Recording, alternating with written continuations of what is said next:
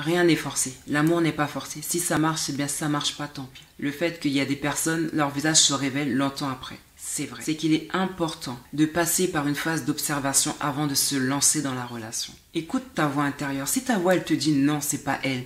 Non, c'est pas lui. Fais attention. On ne peut pas raisonner une personne qui ne voit pas le mal qu'elle te fait dans le bien qu'elle se fait. Salut, j'espère que tu vas bien. Si ça ne va pas, sache qu'il n'y a aucun problème qui n'est éternel. Concentre-toi sur ce que tu peux contrôler et laisse le reste couler. Aujourd'hui, je voudrais parler des choses qu'il faudrait savoir avant de se marier, avant de s'engager dans une relation. Il y a beaucoup de relations qui commencent bien et qui terminent mal. Il y a beaucoup de relations où des fois on se dit si j'avais su, si j'avais prêté attention à tel signe, si j'avais prêté attention à tel comportement, aujourd'hui je n'en serais pas là. Aujourd'hui je n'aurais pas été dans cette situation. C'est pourquoi aujourd'hui je voudrais soulever quelques points qu'il faut considérer avant de rentrer dans une relation officielle ou dans le mariage. Il faut regarder dans la même direction. Il faut avoir les mêmes objectifs. Il faut avoir des projets de vie communs. Il faut avoir le même état d'esprit pour ce qui est de l'éducation des enfants, l'avenir du couple, la vie ensemble et la vie professionnelle. Il faut être compatible dans ce domaine-là. Il faut être compatible à ce niveau. Il faut avoir une même vision, une même ambition, une même projection et les mêmes projets. Si vous ne regardez pas dans la même direction, il y aura un problème. On dit bien que les pieds vont là où les yeux vont, là où les yeux regardent. Si la personne avec laquelle tu es regarde à l'est, elle ira à l'est. Et si tu regardes à l'ouest, tu iras à l'ouest. C'est pourquoi, si tous les deux vous regardez à l'ouest, vous irez à l'ouest. Donc, avant de rentrer dans une relation officielle ou de te marier, demande-toi si vous avez le même projet de vie. Le même projet de couple, le même projet de famille, le même projet professionnel.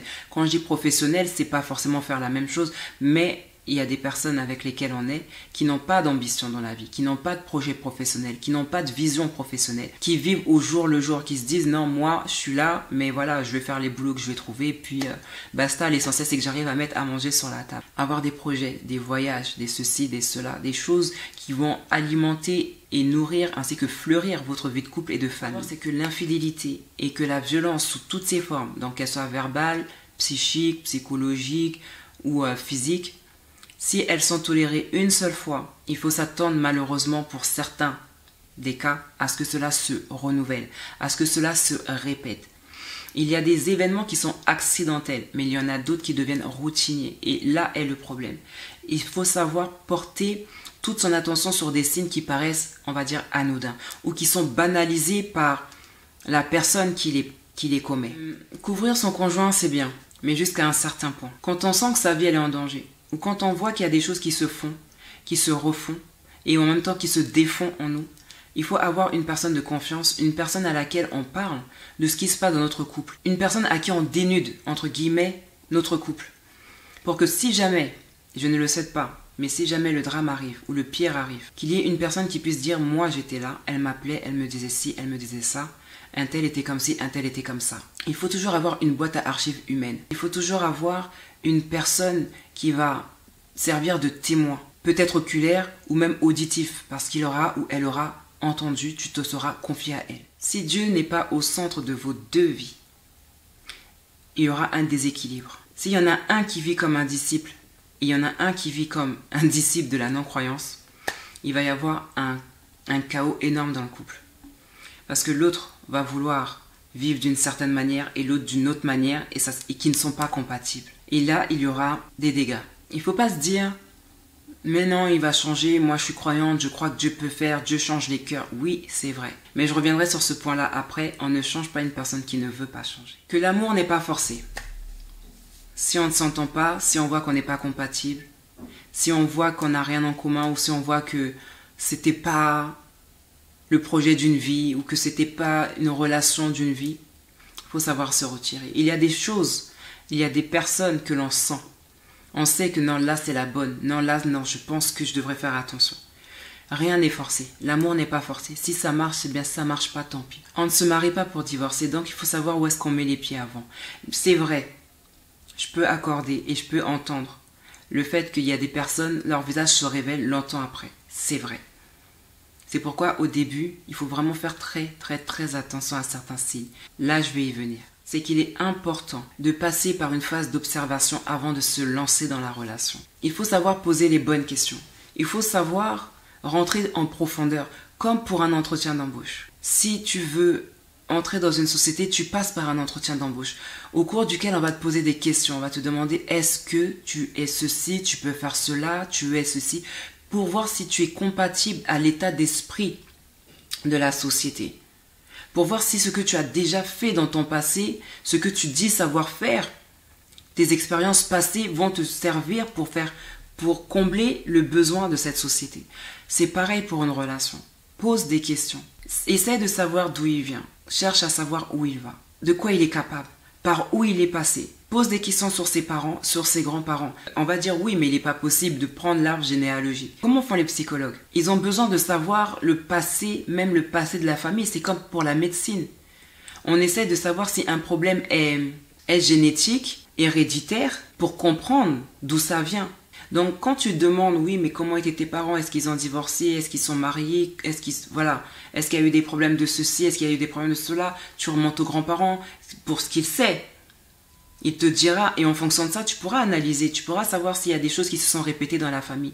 Et s'il est susceptible d'être dans une reproduction des schémas de vie de sa famille. C'est important. Ça peut paraître comme ça bizarre, ouais mais non, il faut aller vite, on n'a pas le temps. Si, il faut prendre le temps parce qu'un jour tu n'auras peut-être plus le temps. Qu'il faut savoir écouter les conseils, les avertissements et les mises en garde des personnes qui sont autour de nous. Il ne faut pas se lancer tête baissée dans une relation et se dire non c'est l'amour de ma vie, personne n'a rien à me dire, c'est comme ça, c'est lui ou c'est elle, etc. Je fonce. Parce qu'il y a des personnes qui sont passées par là où nous passons et qui ont un flair différent d'une autre. Et quoi qu'il en soit, bien que les personnes n'aient pas toujours raison, je peux le concevoir, que tout le monde n'a pas forcément raison, mais il faut savoir écouter certaines voix. Mais la voix qu'il faut surtout écouter, c'est la sienne, c'est sa voix intérieure. Si tu sens dans ton esprit que là, non, fais attention à où tu mets les pieds. N'écoute pas la voix des sentiments qui va te dire non, mais je l'aime, je le kiffe, je la kiffe, elle est ceci, elle est cela, elle paraît, elle me fait penser à ma mère, elle est ceci, elle est cela. Franchement, même quand je suis avec elle, j'aime ce qu'elle me fait ressentir. Ok, mais il y a des choses sur lesquelles tu fermes les yeux. Et ça, il faut faire très attention.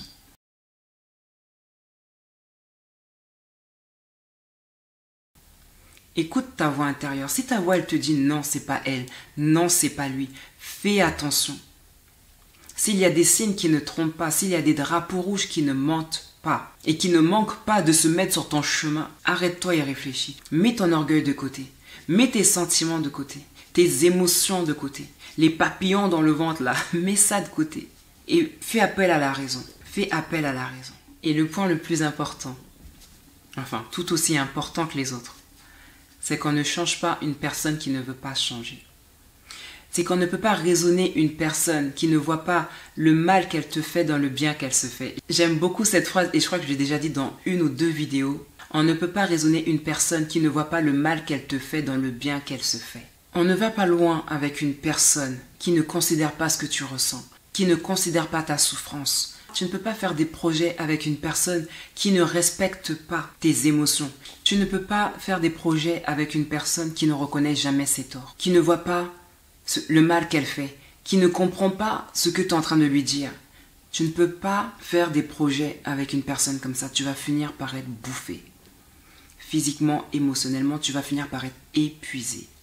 Et une chose que je voudrais vraiment mettre en lumière, c'est que les phrases du genre « tu ne sauras rien sans moi, tu ne feras rien sans moi, tu ne sais rien faire de bon ». Qui voudra de toi avec ton corps? Qui voudra de toi avec tant d'enfants? Tu ne sers plus à rien. Ta vie est finie. Sans moi, ta vie est finie. Ce genre de phrases sont les plus grands drapeaux rouges que tu pourrais entendre. Un jour, il faut se réveiller et se dire qu'il est temps de prendre un nouveau départ. Mais avec qui? Une citation de Robin Williams qui dit « Ne vous associez pas à des personnes toxiques. Il vaut mieux être seul et s'aimer que d'être entouré, et je dirais que d'être avec une personne qui vous fait vous détester. » Sur ce, bon courage.